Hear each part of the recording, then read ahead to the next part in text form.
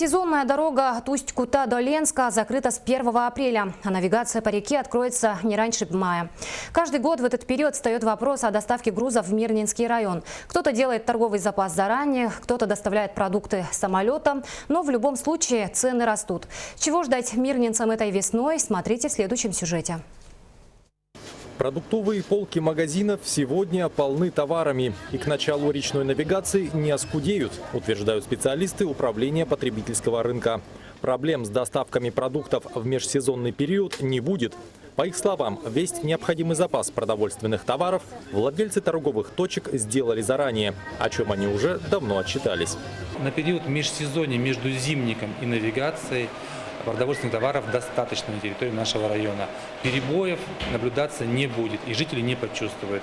Кроме того, мы проанализировали динамику цен. И на сегодняшний день можно смело сказать, что рост цен есть, но он незначительный. Однако покупателям хочется, чтобы на полках магазинов выбор продуктов был еще больше, как и ассортимент. К тому же, по мнению многих мирнинцев, соотношение цена-качество устраивает сегодня далеко не всех. Ассортимент небольшой, а качество не всегда желает лучшего. Ассортимент чего бы вам хотелось побольше видеть? Фруктов мало, если есть очень такие дорогие или залежалые, даже не пахнут тут те же яблоки.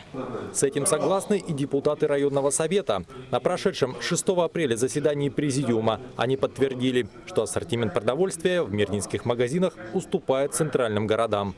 Но предприниматели вольны в своем выборе. На первый план здесь выходят рыночные отношения. Проще говоря, хозяин магазина не обязан выставлять на продажу определенный товар. Он закупает у поставщиков и реализует те продукты, которые выгодно продавать. Предприниматели и депутаты сходятся в едином мнении. Решить проблему цен и ассортимента могла бы круглогодичная дорога, которая связала бы Мирный и Иркутскую область. Как только появится дорога, у нас появятся сетевые компании, которые к нам пока не идут сюда. Именно в крупных городах именно сетевые компании обеспечивают большой ассортимент.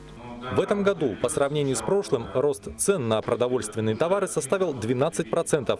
Специалисты управления потребительского рынка характеризуют этот показатель как незначительный. Но нынче уже выросли цены на топливо и инфляция. И как незначительно повысятся цены после открытия будущей навигации, никто точно сказать не может.